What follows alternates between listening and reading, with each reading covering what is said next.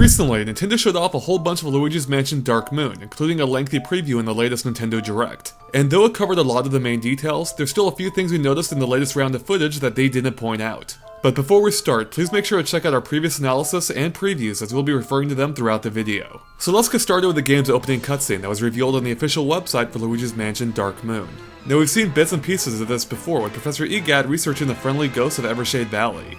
And we also knew that the Dark Moon, which looms just overhead, has a calming effect on the ghosts. Well, until it's blown up, that is, causing the ghosts to go mad.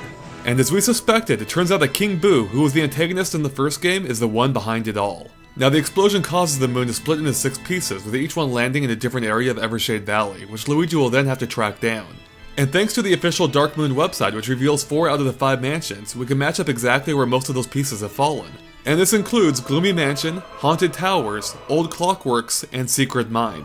So that leaves just 2 pieces left unaccounted for. One of them drops onto a strange raised area to the northeast that appears to be surrounded by waterfalls. But what is it? Although the official website only reveals 4 out of the 5 mansions, it does hint at the 5th one with a question mark. But behind that question mark is a blurred picture of the mysterious 5th manor. But as it turns out, Nintendo has already previously revealed the artwork in full. And if we take a close look at Evershade Valley, we can see some of the mansion's features match up with a mysterious location to the northeast, such as the ship sticking out of the right side and the tree right behind that. Although we don't have a name for it yet, we're guessing that the reason Nintendo's playing coy with this one is that it might actually be the final mansion in the game. Maybe it's King Boo's manor. The 2 Boo-like statues out front and the building's crown-like feature sure do hint at it. Plus, do you see the exposed root there?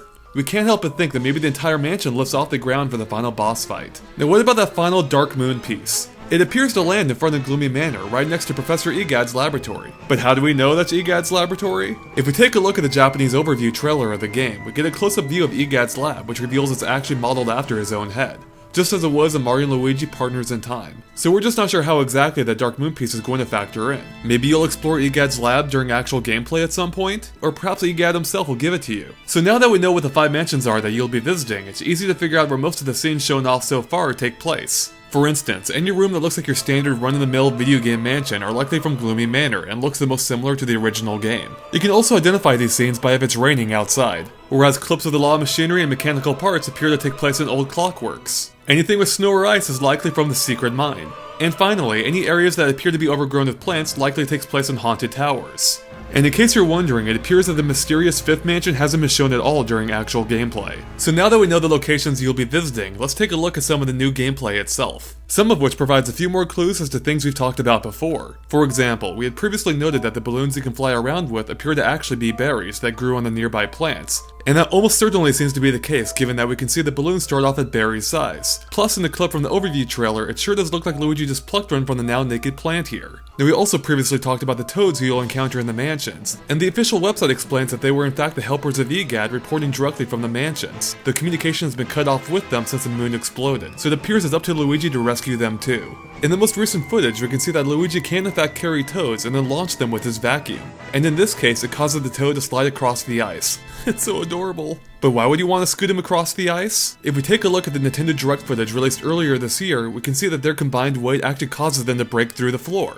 So we're guessing the trick is to venture across one at a time. And while we're talking about toads, we've seen 3 different ones across all of the released footage: blue, red, and yellow. And 2 of them, blue and red, appear to be from the same mansion, Secret Mine, which means some levels might be hiding more than just one toad. Another character the most recent Nintendo Direct elaborated on is the ghostly dog, Polterpup. Apparently he likes to run off with the things you need, who you'll then need to track down using the dark light function of Luigi's flashlight to reveal his footprints. Now if we take a look at this first clip again, we can see the dog is actually taking something that Luigi already possesses while he's sleeping. Maybe he'll come along and nab things from you whenever you run out of health. Or maybe there's a story-based reason for why Luigi's passed out. And while we're on the topic of characters, let's talk bosses. Now we already know about the spider that serves as Gloomy Manor's boss, but thanks to the Japanese overview trailer, we can see it's not really the spider's fault, but the ghost that possessed him. Similarly, the recent Nintendo Direct footage also showed a possessed staircase, which appears to be the boss of Haunted Towers.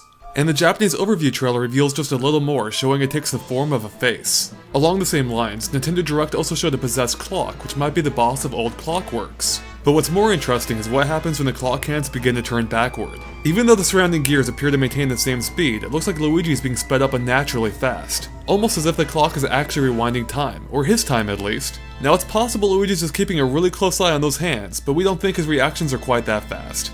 Okay, we're just about done here, but as usual, there are just a few final details left. For one, it seems that not only will you be able to fire some items as weapons, but the game even features a targeting system too, which should make aiming a bit easier. But with the new comes the old, as it seems the fake doors that annoyed so many in the original Luigi's Mansion are back too. Finally, we can see a sarcophagus that appears to pull Luigi in and wrap him up, like a mummy. Now we already know mummy enemies are in the game, so maybe it turns Luigi into one as well. Or maybe it just acts as a warp point or something. And with that, we're done covering everything we could dig up on Luigi's Mansion Dark Moon. As always, let us know if we missed anything by posting in the comments. Thanks for watching, and make sure to stay tuned to GameXplain.com for more on Luigi's Mansion Dark Moon and other things gaming too.